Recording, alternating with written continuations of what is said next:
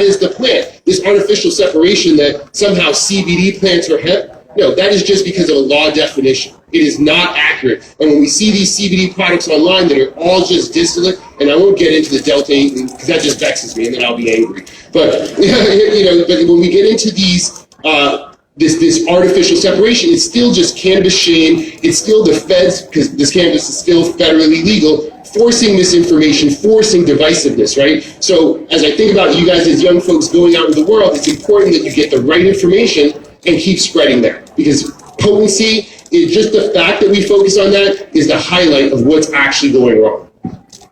Wow, that is some interesting facts right there. We have a great comparison that we'd like to share with you about how clean is green and not all milligrams are created equal. Can you give us more details on the difference between the different extraction processes? Absolutely. So I highlighted some of the extraction processes early on. I think most of folks here, if you've been following, there used to be this product that came out called the Clear. And everybody was like, oh, it's amazing. Or when I created some of my first products, people were like, oh, well, don't you want to do this so that it is this cream color and everything looks like the same? That's not plant medicine. Plant medicine does have some inconsistencies, but more importantly, let's follow the science.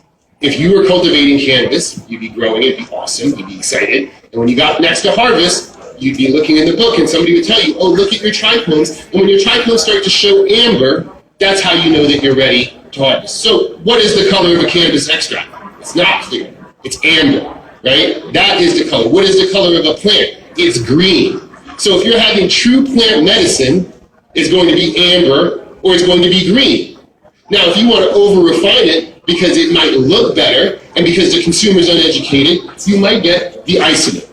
Me, after 25 years and having created isolate products, yeah, I'm a little irritated, and you're going to hear it in my voice every time. I think that the industry is in a race to the bottom where we dishonor the farmer. Do you know that cannabis is used on what they call Superfund? Superfund is land that we nuked with toxic whatever, and they grow hemp to remediate it. That same plant, those same plants can be taken into an extraction facility and boiled down into your isolate. Isolate is exactly what it is: 99.9% THC and or CBD. That is not plant medicine. Is it the same molecule? Yeah, as scientists, we can agree that it's the same molecule. As scientists, we can agree that it's clean, meaning that it's solvent-free. But is it the plant medicine that got us here? Is it what you would really want to give to somebody that you care about? I don't think so. Going on to ethanol. Ethanol, look, that's how Rick Simpson oil was made. It is definitely one of the older ways of making tinctures. Here in California, we're not allowed to have alcohol-based tinctures, so most companies use MCT oil or olive oil or something like that. But alcohol or ethanol is a valid way to extract cannabis, right? And by and large, you can have an alcohol and ethanol-based tincture, or you can create an ethanol extract, evaporate off the ethanol, and be left with a pretty decent whole plant extract, right? Because unlike isolate, at least you'll still have some terpenes, and if you're doing it right, it will still have a golden amber color that at least hints to plant medicine. Going up, CO2, similar thing. Early CO2 extractors would take out a bunch of plant fat, and it'd be like orangey, so you'd want to refine it in ethanol. I've often advocated for, why spend $500,000 on CO2 extractor when you could just jump to ethanol? And now we have this thing called cryoethanol, where we freeze the plant first, which immobilizes the chlorophyll, allowing that ethanol extract to be golden and just all the trichomes. But CO2 often comes out of the extractor a little orange, and then will be refined in ethanol anyway to what they call winterize it, which is taking all the plant fat out. Finally, you have whole plant. Somewhere in there should also be light hydrocarbon butane, which similarly ethanol only melts the trichomes, does not seem to want to melt the chlorophyll, and then you can get all the solvent back and have a solvent-free product. So it's not to say that it's unhealthy. I don't want to promote any infighting in our industry, but there are levels to this, levels of quality, right? Just like in any other industry, and I think that's what's missing. Every brand, every cannabis brand wants to be premium, but with an uneducated consumer, what is premium, right? And so, sure, these things have their place, but when we talk about premium, I see here on the last end, whole plant. Well, whole plant to me literally means you put the whole plant in. Like I told you, in the form of lipid infusion, you can soak the plant in coconut oil or olive oil or any lipid for that matter, any fat, strain off the biomass, and what are you going to get? A very green, earthy concoction that has the whole plant in there. Not just the trichomes, not just the terpenes, but plant fats, chlorophyll, and other phytonutrients that make this plant magical. And I can tell you now that there is a lot of evidence that shows that that's the good, right? You have a whole plant tincture. If you look at these different things here, your body is going to know the difference between this that has every single component of the plant versus the isolate and all the way down the chain. If you want to talk about strain specificity, which is another thing, if you want to talk about ratios of cannabinoids, and we won't even get into the terroir of it, like where your cannabis was grown and the position of the sun when that was grown and all the little nuances. We're very sensitive creatures, right? Without bringing the psychedelics into it, small amounts of stuff can really change what happens inside, right? So we should be paying attention on that microgram level. And that brings us to the notion of like, yeah, if I had a patient that was sick with cancer, I'm looking for a whole plant tincture, full stop. There's just no reason for the isolate. And so when we see people now, especially on the online community with the CBD, it's like, well, no wonder everybody's like, oh, CBD doesn't really work for me. One, you're supposed to take it as a regimen. It's not a one-hit wonder. You need to take it regularly. We're not saying that. But moreover, it's just not as effective as a whole plant product. Wow, that's very informative. Thanks for sharing. Next, we'd like to dive into all cannabis is medicine. Can you speak to why that is, as well as offer up some recommended consumption tips to the audience? Absolutely. So all cannabis is wellness. And I know, again, coming out of Prohibition, that may be hard for some folks to hear. And I know that, like, in the traditional market, we wanted to have the medical guys, again, kind of like indoor growing, because we had to. But now I think about that artificial separation of medical versus rec. It's not accurate. Again, cannabis shame is a real thing. And I often make alcohol analogies, but we're not like alcohol. Those of you who do drink, I'm not a prohibitionist. I'm not saying I don't have a problem with alcohol. But the fact is, no matter how good you are at drinking, there is always a possibility for a real downside. You can black out. You can definitely lose yourself, as it were.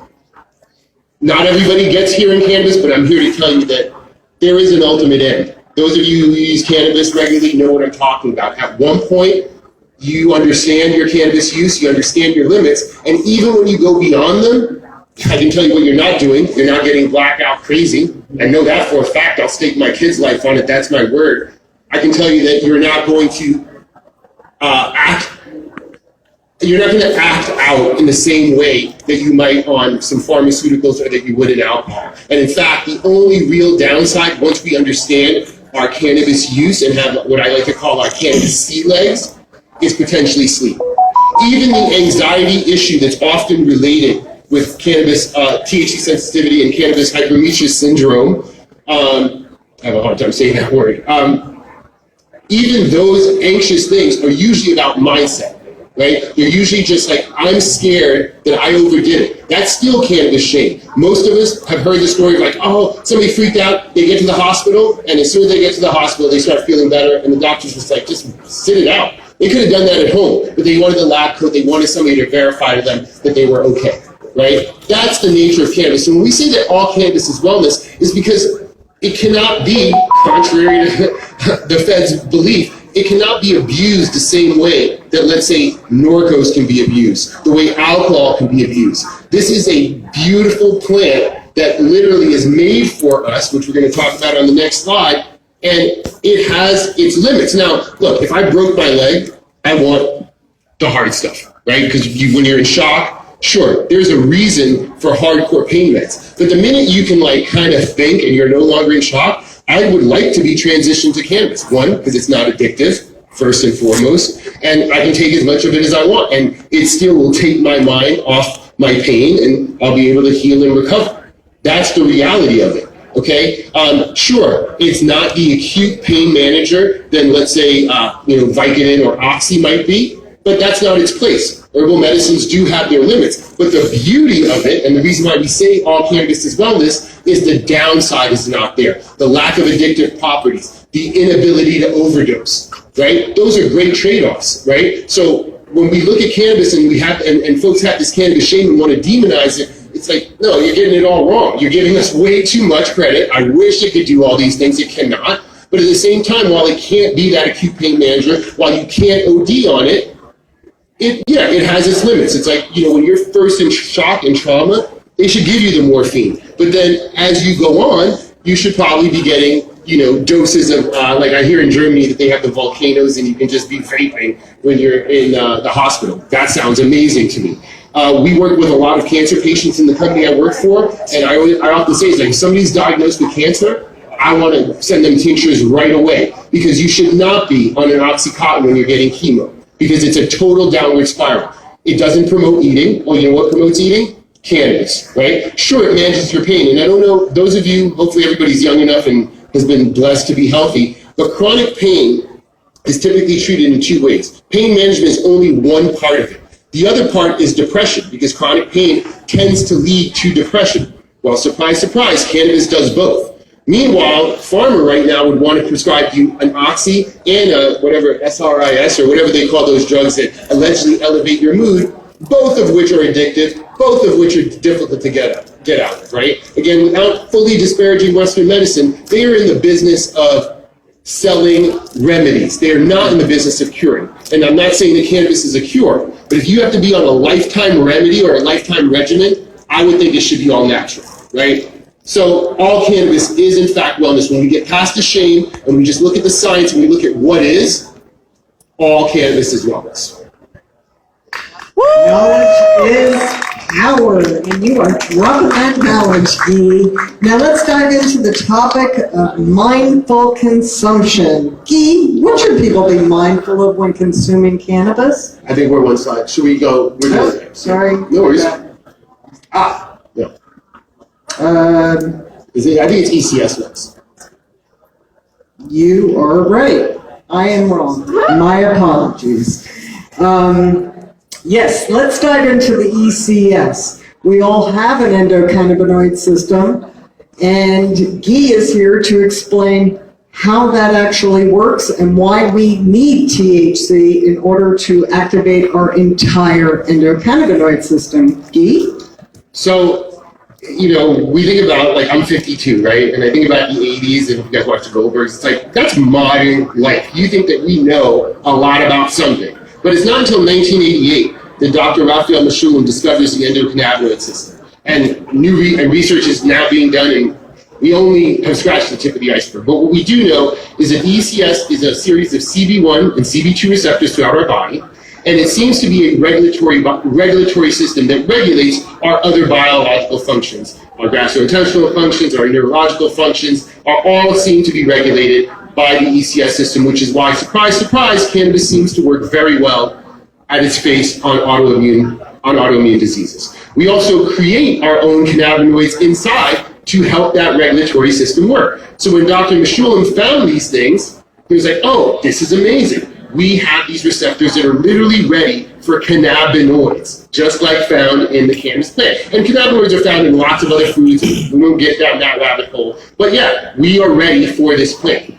And what Lori was alluding to is, again, because of cannabis shame, especially on the CBD side, folks will be like, oh yeah, you don't want THC, you don't want to get high. And it's like, really? Because when you prescribe other medicines that have pain of death as one of their side effects, nobody seems to care about that, right? So you want to go crazy about something psychoactive? Okay, well, let's go with that. The reality is, this notion of the entourage effect, which is another thing that Dr. Mechoulam discovered, is saying that these receptors are like, let's call them locks.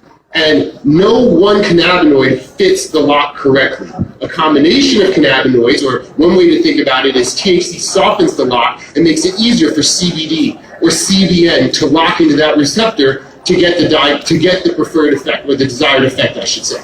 Okay, so this system that we're only now learning about, we know it's in the skin, because many of these topicals don't permeate the dermis into the bloodstream.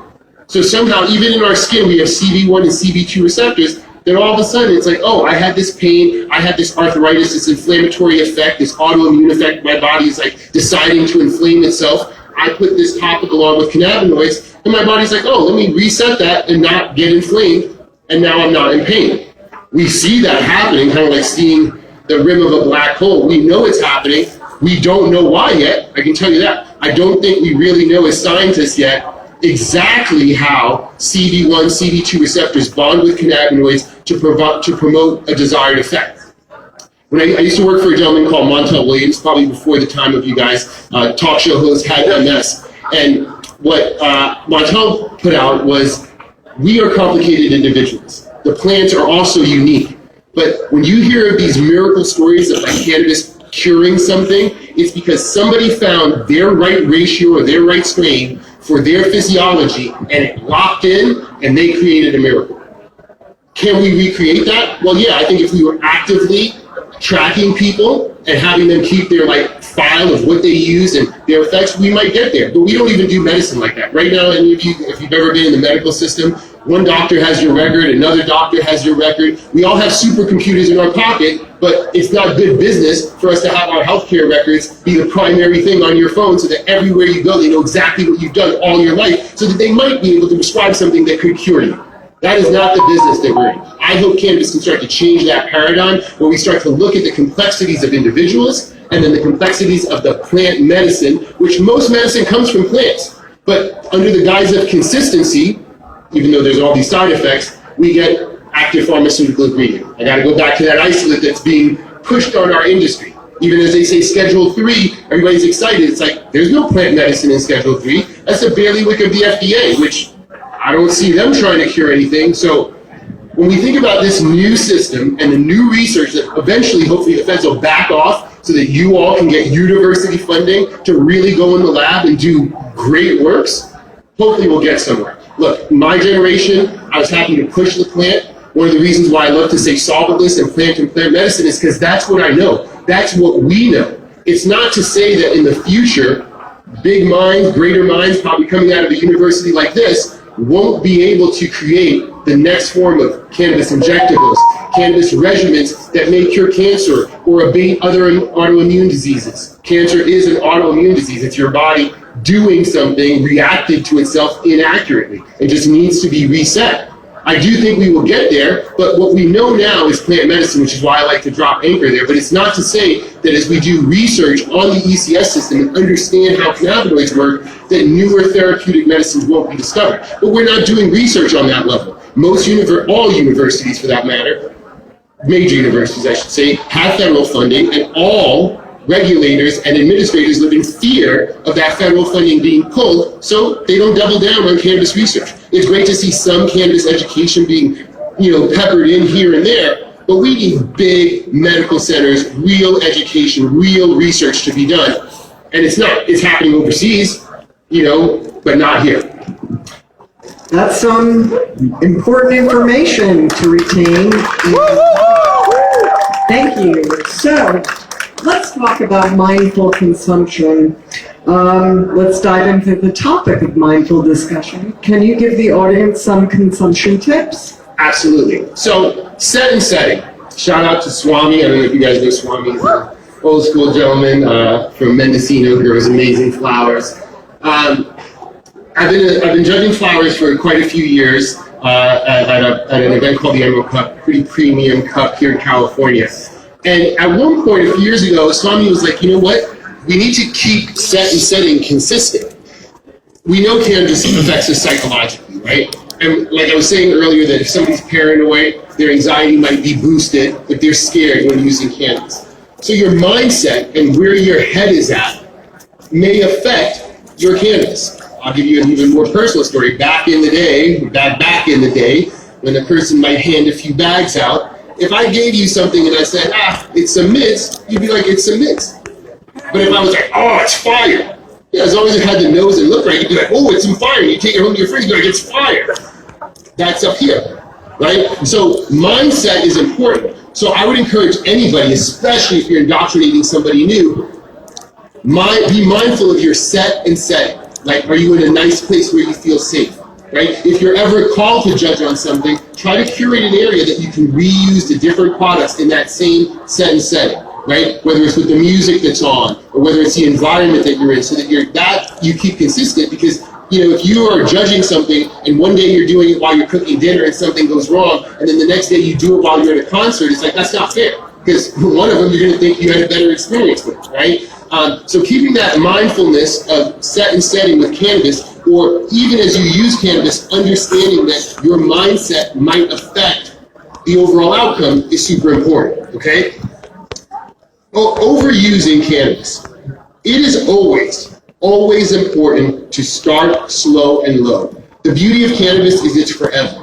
Like I said, there is no addictive, there's addiction in the sense of psychological. Like, I used to be a cigarette smoker when we did that back in the day. And I don't think I ever actually quit smoking. I quit nicotine, but I was blessed to quit nicotine because I just had all of a sudden an abundance of cannabis. So now whenever I want an oral fixation, whenever I want to smoke and feel that smoking, I smoke cannabis. But I never quit smoking, right?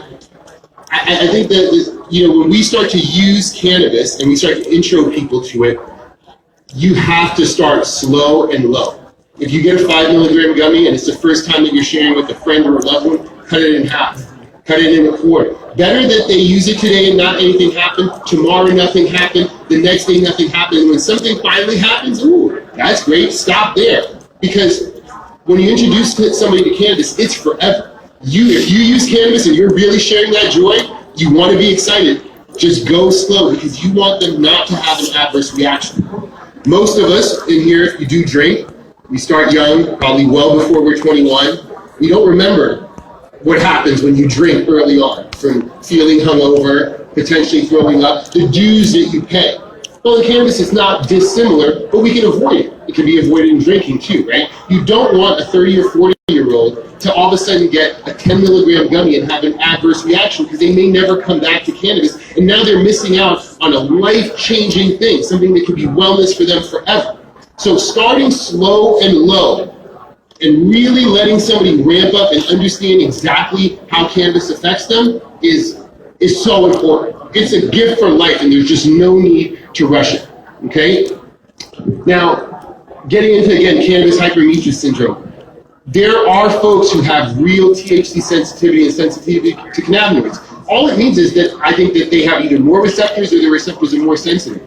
Can they still use cannabis? Maybe at really, really small doses. And you find that out by starting very, very slow. I have not actually met anybody that cannot use cannabis at all that I've instructed. Usually at least a little 30 to 1 CBD THC thing, that they can take like a half a dropper, and usually it works real sedative like, when you're like, oh yeah, and you get better sleep, and over time, lowering of systemic inflammation, which is what CBD actually does. I think I meant to mention that earlier. For those of you who don't know, CBD is not about, I just took my CBD today. Yeah, if you take a big hit of CBD at night, it'll probably help your sleep. But when we talk about the pain management effects of CBD, it's about lowering inflammation throughout the body. That is like a regimen, like a vitamin. You need to take that regularly every day, and as CBD builds up in your system, it will lower the precursor of inflammation, and you will start to feel better. If you have elderly people, like my mom's 80, was a first floor grandma for a while. Now, as long as she takes her 60 milligrams a night, it's not impossible for her to go up the stairs. Like, her hips are a little looser than they were, let's say, 5 or 6 years ago. All right? So, again, you want to test for that THC sensitivity, and you want to start slow and low, because, again, it's the gift for life. Because this is an emerging industry and adults are getting into it, and adults have forgotten it, it takes a while to acclimate. Now, on the flip side, of course, when you go to the doctor and they prescribe you something and you break out in highs, nobody says anything. Go back to the doctor and go, I broke out in highs. They either lower your dose or worse yet, give you something for the highs, right? In cannabis, because of the lingering cannabis shame, we have to be stewards of this plant to bring it in the right way. We're not getting a pass. You share something with somebody that really could change their life, they have an adverse reaction, they immediately revert back to all the drug memes of forever and write it off. It's just not appropriate. It's not the right way to go. So we can be good stewards to the plant by making sure that we tell everybody, hey, you're going to get there, and I know you didn't feel anything because you took the 1 milligram, and you didn't feel anything because you took the 2 milligrams, but I'd rather you ramp up slowly over the course of even a week to find out exactly what your dosing is so that it works right for you and you don't have an adverse onboarding reaction. It's super, super important. So between that and that kind of language is logical and sound, and it helps their mindset, and you're abating fear, and now you're sharing cannabis in that right way where somebody might have a great experience. And so, and just to give you a sense of how that can be taken to an extreme and why mindset and words are all powerful. You see, there's a bunch of concentrate companies here, and we still call them concentrates. What if I said, let's not call them concentrates, because we don't call lavender oil concentrates, we call it an essential oil. Well, lavender has trichomes, cannabis has trichomes. When we take all those trichomes, we make an essential oil. So if you go to somebody, you're like, oh no, this is cannabis essential oil. And they're like, oh, okay, cool, right? And then, yeah, we could say dabbing, we could say vaping even, but those words might be triggering. We could say aromatherapy. They'll be like, oh yeah, I know aromatherapy. I put lavender and I put eucalyptus and I smell it and it makes me feel refreshed. Well, surprise, surprise, with cannabis, you can take our essential oil. There are many new great device providers. You can put it in a device and aromatherapy comes out. In the traditional market of scarcity, you'd be like, no, you're wasting it. Those days are over. We have abundance. So yeah, I'm not expecting somebody to take concentrates or essential oils and hold them in like we do and like cough and just try to get the most out of it. That is yesterday. What I want is like whether it's like the Zenko Life device or the Puffco devices, yeah, put the essential oil in there, let the aromatherapy happen, take some small breaths, taste it, enjoy it, swab it out and do it again. Eventually you're gonna get where you go. And so all of a sudden we have concentrates being the full end loop where even newbies can come in because we know edibles have a long time to onset. We know that smoking has carcinogens and flower, while I love flower smoking, carcinogens and you might cough. Tinctures are kind of like an edible, capsules are like an edible. So lo and behold, aromatherapy allows me to breathe in, get instant efficacy, stop the minute I feel it, and yet we're holding that hostage for the connoisseur. I appreciate awesome concentrates, but it is time to let the cat out of the bag and be like, no, these are essential oils. Here are the devices for aromatherapy. Let's start breathing it in. That's real talk. But with cannabis shame right now, we can't even think about that because the minute you say concentrates, everybody's like, oh, no, not me, I'm scared.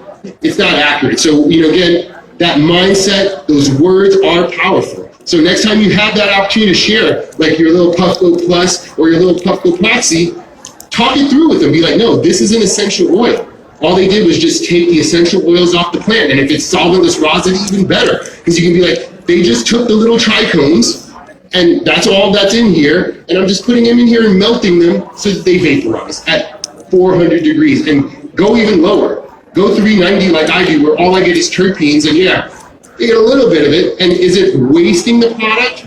Nope. Depends on your definition of waste. It goes back to that notion of is potency everything? I'd rather puff terpenes and have it taste delicious and be able to take 15, 20 puffs as opposed to just taking one big one at 500 or 600 degrees, where all I taste is burnt oil, right? That's that mindset. That's that just approach to how we use cannabis. Wow. Wow. Deeply appreciate your wisdom and valuable time. We are almost done with our talk, but we would like to show some testimonials of how this magical plant has actually helped improve people's lives. Yeah, look, so we have two examples up here, but recognize, like I said, I've been in it since I worked with Montel starting in 1998. I saw what it could do for him. I saw what it did for many people. We shared cannabis. I've started 2 compliant cannabis companies. I've gone down the rabbit hole of trying to do distillate. I'm now blessed to be doing whole plant. There is no shortage of examples like this. But we'll start with this one because it's one of my favorites, right? Marley was supposed to have her arm amputated, you guys, like they were gonna cut it off. Cut it off. She starts using a plant-based topical. She starts being able to move her arm, and now all of a sudden it's like, oh wait, the ECS is resetting the problem, and perhaps we don't need to amputate this child's arm. Over here you have Regan was having, and this is a very common story, was having thousands of seizures before she was using whole plant cannabis. I'm gonna take some questions in a minute. and she was nonverbal, I believe, in the beginning, and now is finally starting to be able to calm herself down, have less seizures, be able to make contact, and start communication.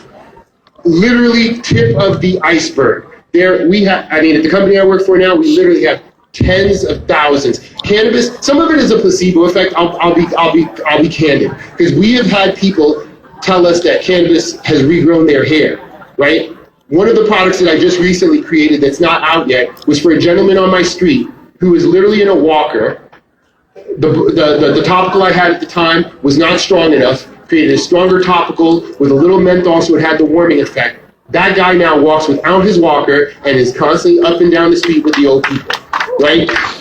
It is medicine, it is wellness. You only have to look beyond the cannabis shame to find that out. You know, these are just two examples, but it can be extreme. When it locks in and resets the ECS system for whatever's going wrong, great things happen. And I think the future is bright in that regard because, like I said earlier, we've only really just touched the ice, just started to scratch the surface.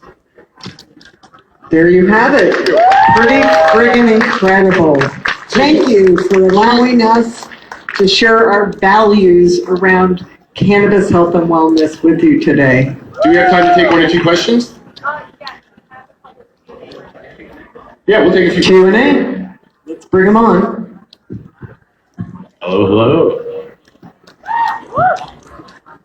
Thank you, Guy and Lori, for your wonderful presentation. It's a pleasure to have you guys out here today. Thanks, yeah. Thank you. Appreciate it. Q&A. My name is Michael, one of the event organizers with Canna Club out here. So we had a couple questions that were submitted from the crowd. Let me go ahead and pull those up. All right, so we're going to start out with a question from Antonio Frazier. How do you educate consumers on the benefits of your whole plant processing? Do you have analytics to support that? More of the plant profile is retained? Say that again. What's the last one? Do you have analytics to support that more of the plant profile is retained? Oh, yeah, 100%. Antonio, yeah, but yes. Look, so all the extraction methods that we showed, you can test and see how deep they go, right? So most folks want to use a gas chromatograph, which will give you potency. But as we get into deeper testing with, let's say, HPLC, which I forget what that stands for, but something like chromatography.